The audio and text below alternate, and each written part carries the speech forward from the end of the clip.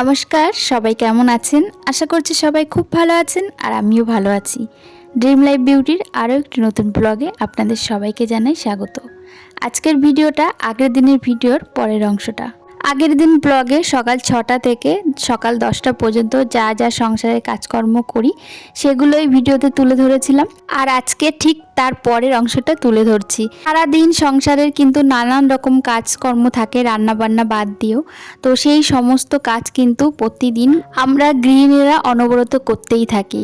আর সমস্ত কাজ যদি একটা ব্লগে আমি আপনাদের সঙ্গে শেয়ার করি তাহলে কিন্তু ব্লগটা অনেক বড় হয়ে যায়, আর অনেক বড় ব্লগ এডিট করে ওঠা ভীষণ মুশকিল হয়ে যায়। আর সেই জন্য ওই দিনের ভিডিওগুলো দুটি ভাগে ভাগ করেছি। একটা তো প্রথমে আপনাদের সঙ্গে শেয়ার করেই দিয়েছি, আর আজকে হচ্ছে তার পরের অংশটা। সোনার বাবা বাজারে গিয়েছিল, আর বাজারে যাওয়ার সময় কিন্তু আমি বারবার করে বলে দিয়েছিলাম শুধুমাত্র মাছ আনবে, আর অন্য কোনো সবজি বা কোনো কিছুই আনার প্রয়োজন নেই, কারণ সব কিছুই বাড়িতে রয়েছে। তবুও কে কার কথা শুনে মাছ তো এনেছে, তার সঙ্গে আরও অনেক সবজি নিয়ে এসেছে। তাই ভাবলাম সবজিগুলো ফ্রিজে ঢোকানোর আগে আরও কি কি সবজি আছে সমস্ত সবজিটা বার করে যেটা যেটা মানে নষ্ট হওয়ার দিকে সেগুলো আগে খেয়ে নিই, আর যে সবজিগুলো এখনও কিছুদিন রাখা যাবে সেগুলোই বরঞ্চ রেখে দিই। তো তার আগে ফ্রিজে যত সবজি আছে সব সবজিগুলো বার করে নিয়েছি। আর সবজি যখন বার করে নিয়েছি ফ্রিজটা ফাঁকা হয়ে গেছে, তো ভাবলাম ফ্রিজটা একটুখানি পরিষ্কার করে নিই। যদিও তেমন একটা নোংরা হয়নি, এমনিতে নতুন ফ্রিজ, তাও খুব একটা আমরা ফ্রিজে সবজি রাখি না। তবে এই সপ্তাহে মানে প্রচুর সবজি জমে গেছে, এত সবজি কোনো দিন আমাদের জমে না। তো যাই হোক, এদিকে দেখুন ফ্রিজটা একটু মুছে নিয়েছি, আর এদিকে সবজি রাখার যে আর কি বাস্কেটটা হয় সেটাও একটু ভালো করে ক্লিন করে নিলাম। আর এবার যে সবজিগুলো রান্না হবে সেগুলো আলাদা করে রেখে বাদবাকি সমস্ত সবজি একসঙ্গে গুছিয়ে রাখছি।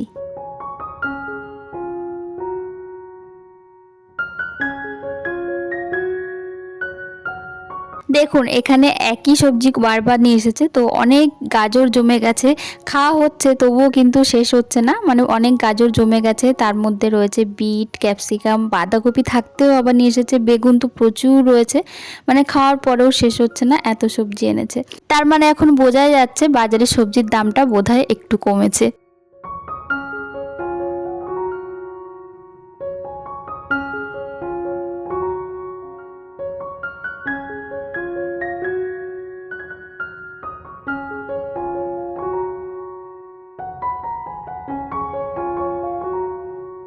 সমস্ত সবজিগুলো গুছিয়ে ফ্রিজে ঢুকিয়ে দিলাম। আর এইবার দুপুরে যা যা রান্না হবে সেই সবজিগুলো কাটাকুটি শুরু করব। আজকে দুপুরে রান্নার জন্য এনেছে বাটা মাছ, আর এই গরমের সময় কিন্তু বাটা মাছ খেতে ভীষণ ভালো লাগে, পাতলা ঝোল। আর এদিকে এনেছে এক ট্রে ডিম, আমাদের বাড়িতে ডিমটা ভীষণ লাগে। আর এই ডিমটা তেমন করে আমি সুন্দর করে গুছিয়েও রাখবো না, এর যেরকম আছে সেরকমই ওই ট্রেটার মধ্যে দিয়ে আর কি ডবল করে এক জায়গায় রেখে দেবো। এখন তো তেমন গরম পড়েনি, ডিম ফ্রিজে রাখার প্রয়োজন পড়ে না, বাইরে রাখলেই অনায়াসে থাকে। আর এই ডিম কিন্তু আমাদের খুব বেশি দিন যাবে না, হয়তো 3-4 দিনের মধ্যেই শেষ হয়ে যাবে। তো সেই জন্য ফ্রিজে আর রাখলাম না, আলাদা করে এক জায়গায় রেখে দিলাম। আর এদিকে দেখুন আমরা তিনজনে বসে পড়েছি সবজি গোছাতে। অনেক মটরশুঁটি জমে গেছে, তো ভাবলাম মটরশুঁটিগুলো ছাড়িয়ে ভালো করে ধুয়ে ডিপ ফ্রিজে রেখে দেব। আর মাসি বসেছে নিম পাতা ছাড়াতে। এখন যেহেতু গরম পড়েছে আমাদের বাড়িতে একদিন ছাড়া ছাড়া হয়তো নিম বেগুন হয়, আর অনেকটা করেই কিন্তু ভাজা হয়, তবুও নাকি নিম বেগুন আমাদের বাড়িতে কম পড়ে যায়, মানে এতটা ভালোবাসে। তো যাই হোক, এদিকে দেখুন মটরশুঁটিগুলো আমরা ছাড়িয়ে নিয়েছি, ছাড়িয়ে এবার একটুখানি ধুয়ে জল ঝরাতে দিচ্ছি, পরে ফ্রিজে রেখে দেবো। মটরশুঁটি যদি এভাবে খোসা ছাড়িয়ে একটু রাখা যায় তাহলে কিন্তু অনেকটা কম জায়গার মধ্যেই রাখা যায়, আর যখন রান্না করা হয় তখন কিন্তু হুটহাট করে দেওয়া যায়। নাহলে কি বলুন তো, রান্না করতে করতে ছাড়িয়ে নিতে গেলে অনেকটা দেরি হয়ে যায়, আর যদি ছাড়ানো থাকে তাহলে ফট করে তরকারিতে দেওয়া হয়ে যায়, এই হচ্ছে সুবিধা। তো যাই হোক, এদিকে দেখুন রান্নাটা বসিয়ে দিয়েছি, সমস্ত সবজিপাতি যা যা লাগবে কেটে নিয়েছি। সবার প্রথমে করব টমেটোর চাটনি। টমেটোর চাটনি এখন যে এত ভালো লাগে কি বলবো।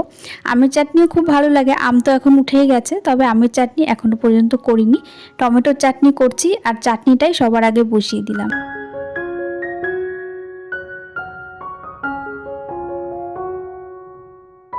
বাটা মাছের ঝোলে আদা আর জিরে বাটা দেব, তো আদা জিরেটা বেটে নিচ্ছি।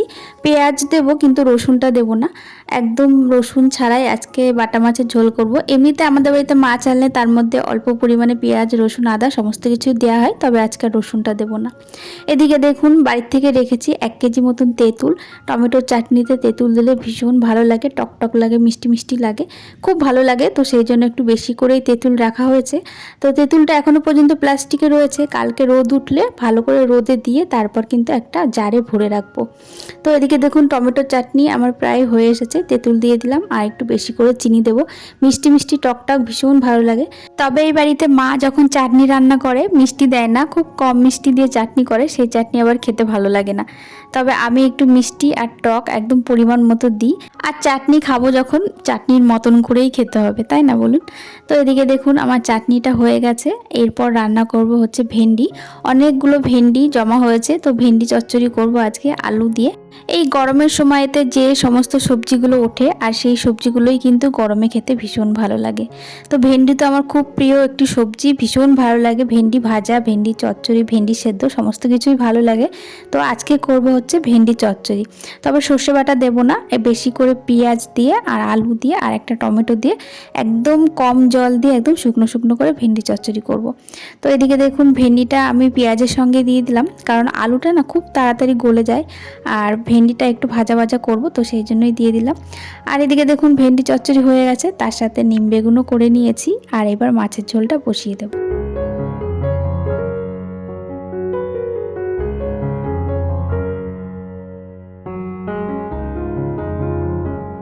অন্যদিন মাছের ঝোল সবার প্রথমে করি, কিন্তু আজকে মাছের ঝোলটা সবার লাস্টে করছি।